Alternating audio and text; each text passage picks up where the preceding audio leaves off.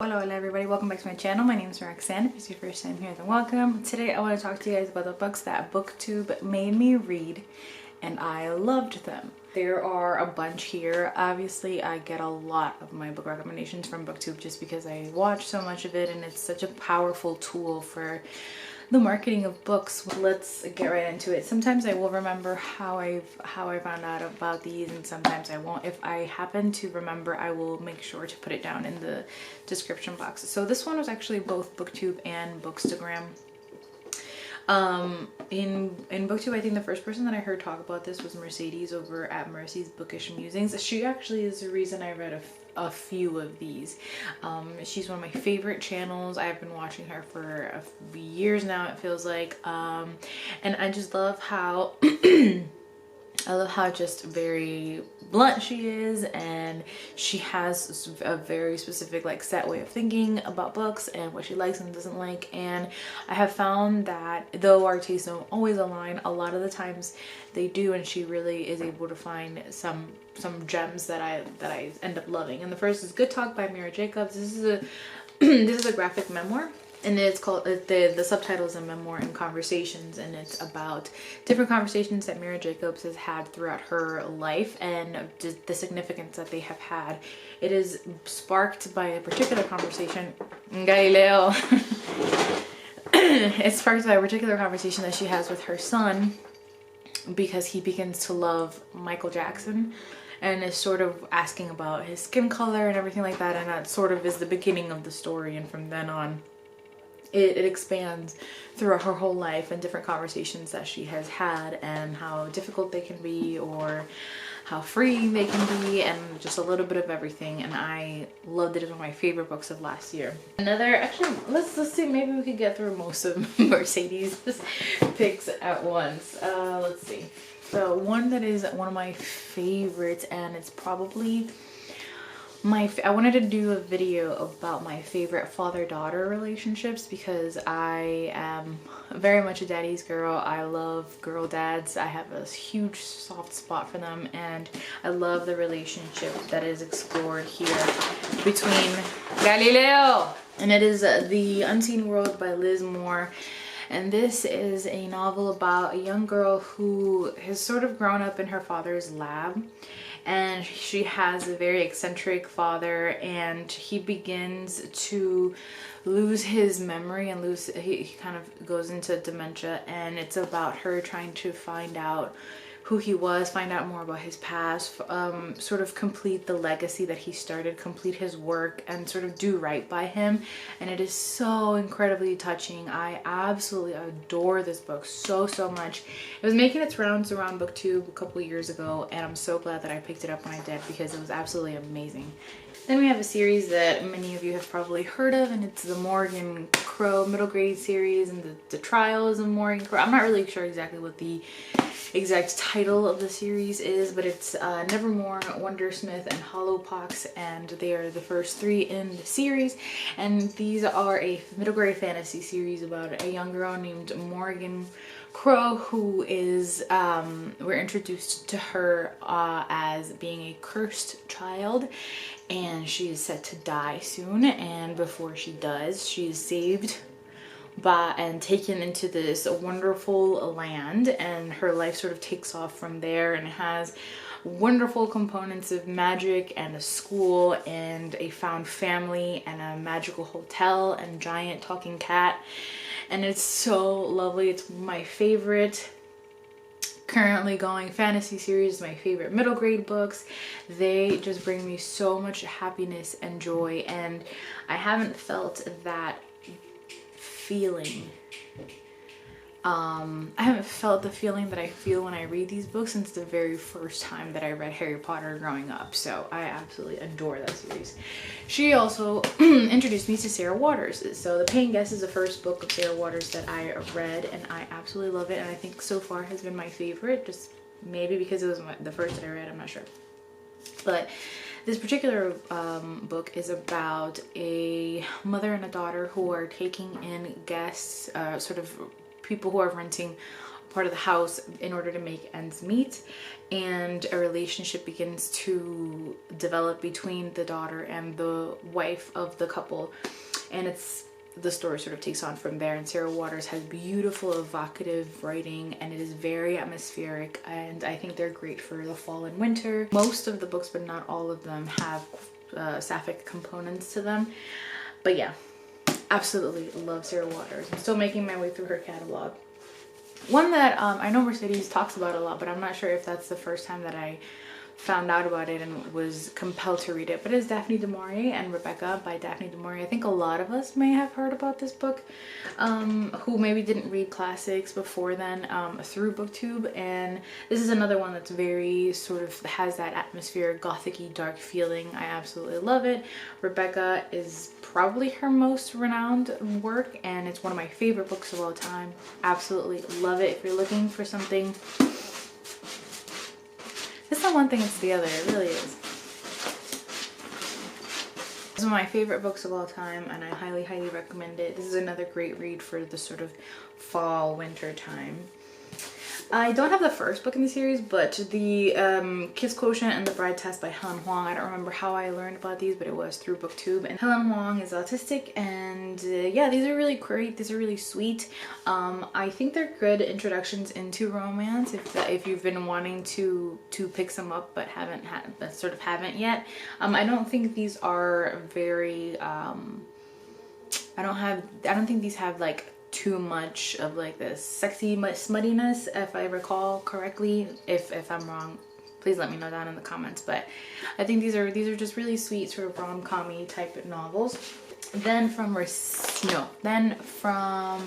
Olive over at a Book Olive, I learned about Longborn by Joe Baker, and this is probably the only Pride and Prejudice retelling that I thoroughly 100% enjoy. I love it so much. So this is Pride and Prejudice retold through the perspective of the servants of the house, and she just does such a beautiful job of capturing the spirit of Pride and Prejudice, and the characters and the writing is I absolutely love it. If you love Pride and Prejudice and you haven't read this yet, highly recommend. Then I think I might have been through Adri. I can't remember, but I know they also love this book, so I feel like that's might be how I found out about it. And that's The Gods of Tango, and then they're by Carolina de Robertis, who is now one of my favorite authors. So this book is about our main character Leda, who arrives in Buenos Aires to meet her husband, but finds upon arriving to find that he is dead. And so she sort of now has to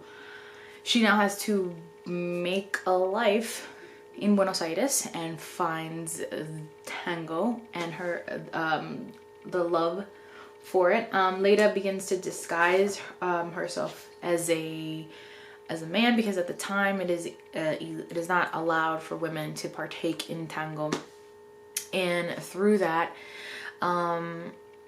a new life and a new happiness and a new being and a new sense of self and worth is found.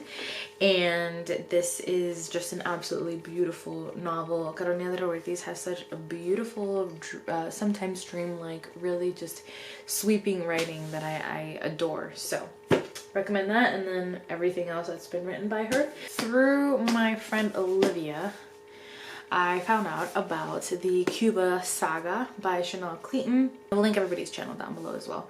Also, I guess you could consider this like a booktube shout out also. Some of my favorite booktubers. So also I shout out, not shout out, but I like show a lot on my vlogs who I watch, so check those out as well. And so these are the 3 that have come out thus far. Have been Next Year in Havana, When We Left Cuba, and The Last Train to Key West. And these covers are absolutely magnificent if you hadn't seen them. And these are historical fictions novels based on mostly this like one family, and then the sort of offset of characters from there. It's about coming to the United States. It's about the relationship that one has, that sort of duality that one feels when they come into to the United States, the relationship that they feel and the way that they view the relationship between the US and Cuba, how they view everything that's going on in Cuba. These are just really, really wonderful stories. I absolutely love them. I love the main characters. And what I love is that these could very easily become very like vapid. And I don't think that they are at all. I think despite the fact that some of the main characters might have a lot of privilege, Chanel Clayton never lets you or them sort of forget about it. Like, they are aware or are made aware of it by certain circumstances that they undergo, and so I think that gives a lot more depth to these novels, and I really appreciate the commentary that they share. I think I also got this one through Olive, and it is the Amelia Ames mystery series, and it is Murder at the Brightwell, Death Wears a Mask, I think it's the second one, and then Most Novel Revenge. I think there are maybe 2 more that have come out after this. I just don't own them just yet.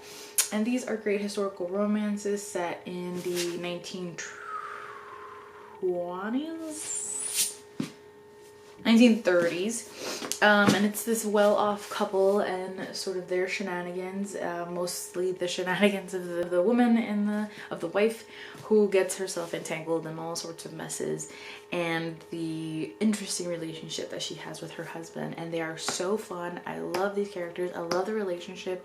The mysteries have been interesting the entire way, and I really enjoyed them.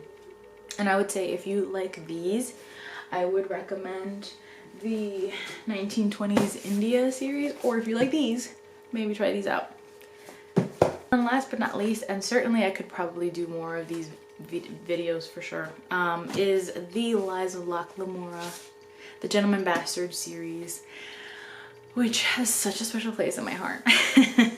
These I think I found through Sam over at Thoughts on Tomes, probably one of the first booktube channels that I found ever. And yeah, I love these. So there might be the 4th is slated per Goodreads, but who knows, to come out in August, I think, of this year. And so if you know me at all, you know the dilemma that brings, because I have these in mass market paperback. The new one is going to come out in hardcover. So do I get these 3 in hardcover so that they can match? Perhaps.